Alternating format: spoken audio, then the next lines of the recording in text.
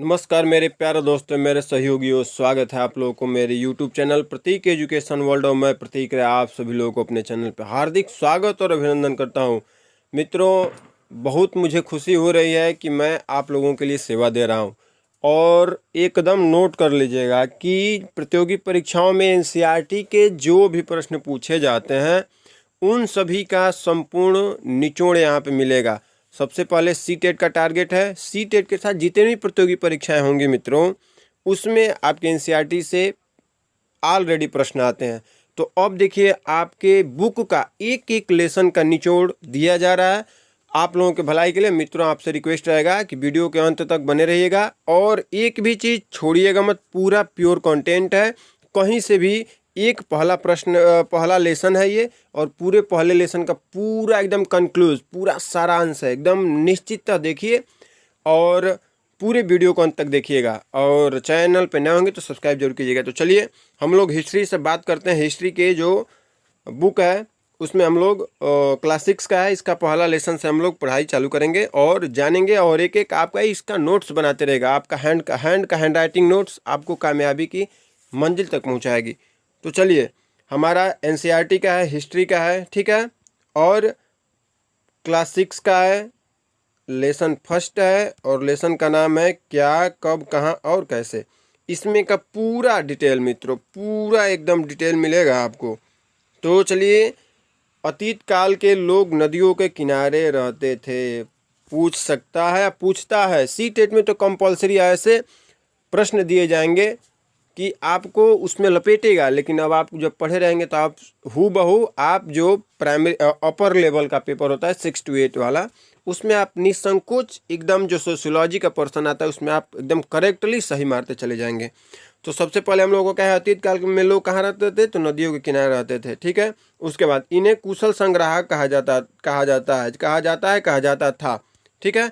कुशल संग्राहक यानी कि संपूर्ण एकजुट रखने वाले व्यक्तियों को संग्राहक कहा जाता है, ओके।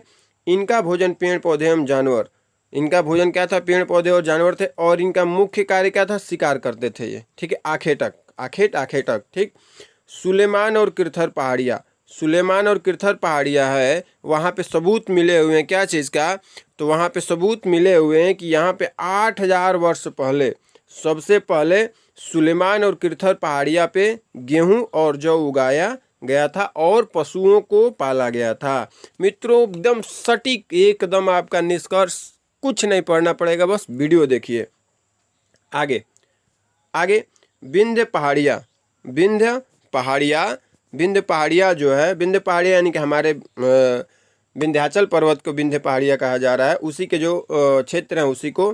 तो विंध्य पहाड़िया जहाँ सबसे पहले चावल धान उपजाया गया, ठीक है। किरथर और सुलेमान पहाड़िया पे 8000 वर्ष पहले क्या, गेहूं और जौ। और विंध्य पहाड़ियों पे सबसे पहले चावल उपजाया गया था, ठीक है।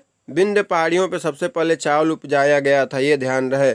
और 47 वर्ष पूर्व नदियों के किनारे गांव बसे, नगरों का निर्माण हुआ। ये सिंधु नदी के तट पे इनकी सहायक नदियों के पास कितने वर्ष पहले, 4700 वर्ष पहले लोग बसे और नगर बना। और अब हम लोग गंगा की बात करेंगे। 2500 वर्ष पहले नगरों का विकास प्रारंभ हुआ। कहाँ पे प्रारंभ हुआ मित्रों, तो गंगा एवं इसकी सहायक नदियों के एवं समुद्र तटों पे 2500 वर्ष पहले।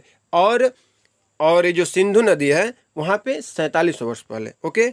आगे देखते हैं मित्रों, कि गंगा नदी एवं सहायक नदियों के दक्षिण का क्षेत्र मगध नाम से जाना जाता था। जो गंगा नदी और इसकी सहायक नदी थी, उनके जो दक्षिण का क्षेत्र था वो मगध नाम से जाना जाता था। मित्रों, आगे देखते हैं हम, आगे देखेंगे प्राकृतिक आपदाओं के कारण काम की तलाश में लोग स्थान परिवर्तन करते थे। पूछता है, एकदम कन्फर्मली पूछता है। जितने भी आप विश्लेषण वाले प्रश्नों पे जाएंगे, आपको उसमें एक दो ऐसे ऑप्शन दिए जाते हैं कि आप उसमें भ्रमित हो जाएंगे किसको ट्रिक किया जाए। तो इसीलिए पूरे कंक्लूज से पढ़ा जाए।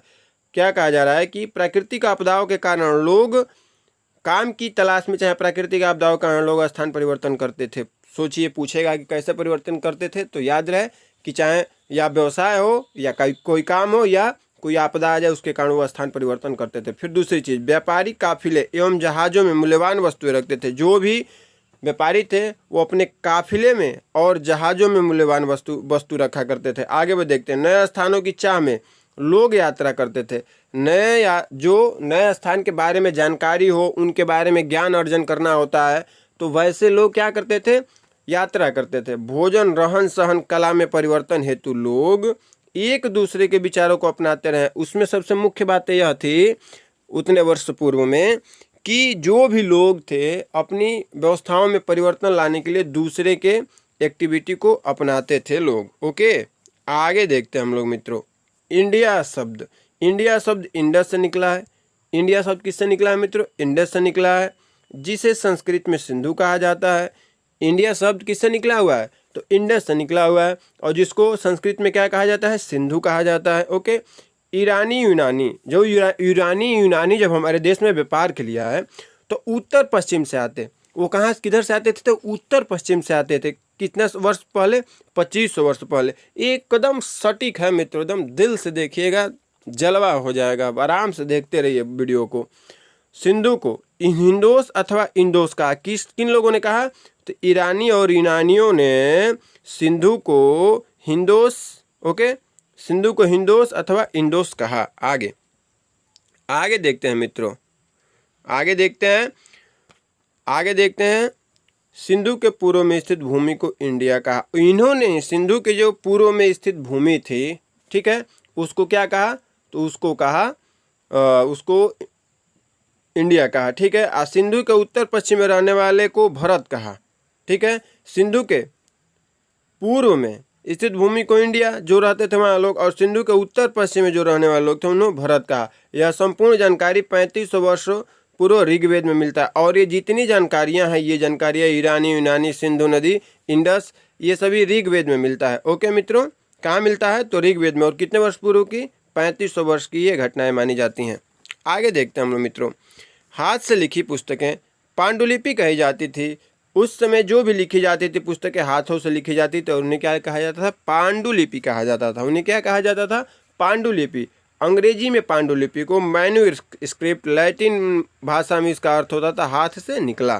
ठीक है, अंग्रेजी में पांडुलिपि को क्या कहा जाता था? मैन्यूस्क्रिप्ट, और इसका लैटिन में अर्थ होता है हाथ से निकला।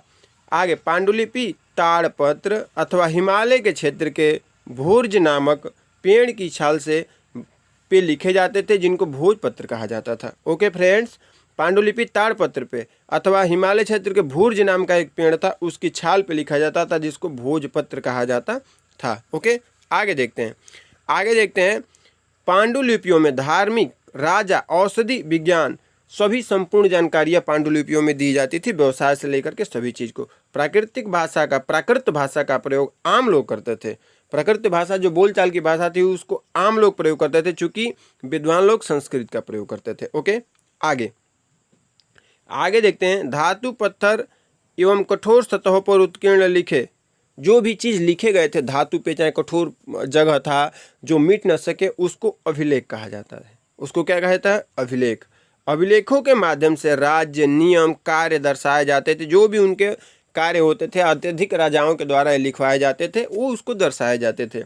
अभिलेखों में अतीत के वस्तुओं का अध्ययन कौन करता है? तो पुरातत्वविद करता है। कौन करता है? पुरातत्वविद करता है। अशोक का अभिलेख 2250 वर्ष पुराना अफगानिस्तान के कंधार जगह पर मिला है।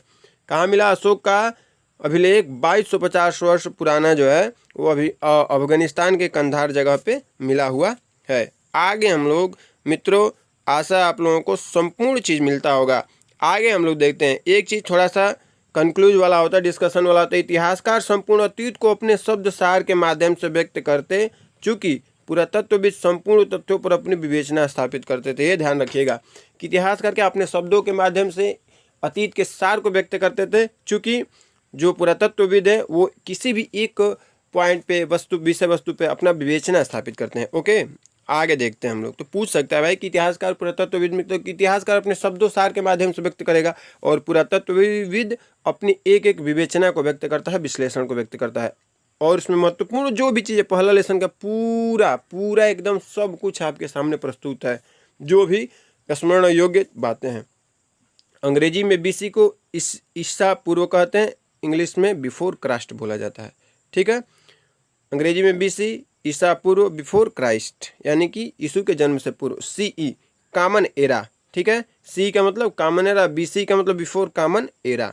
BC का मतलब होता है बिफोर कॉमन एरा। ये जो है CE BC, या अब ये विश्व स्तर पर इसको प्रयोग किए जाते हैं। ईसा पूर्व को हटा करके CE और BCE का प्रयोग किया जा रहा है मित्रों। ओके, और इसमें और महत्वपूर्ण चीज़ है, मिस्र में राजा रानियों के फ्रेम को क्या कहा जाता था? कारतूस कहा जाता था। एक शोध में मिला, तो उस शोध में पाया गया, तो जो फ्रेम था उसको कारतूस कहा जाता था। ओके, और आपसे रिक्वेस्ट रहेगा मित्रों कि प्रिय मेरे प्यारे मित्रों, कृपया आपको वीडियो अच्छा लगे तो लाइक, कमेंट एवं अपने मित्रों से शेयर जरूर कीजिएगा। अगर चैनल पर नए हो तो सब्सक्राइब जरूर कीजिएगा। सभी परीक्षाओं में उपयोगी NCERT सार संपूर्ण विषय हेतु आप एक बार जरूर वीडियो देखें। आपका दिन शुभ हो, आप मस्त रहिए, यही हमारी शुभकामनाएं रहेगी। जय महादेव।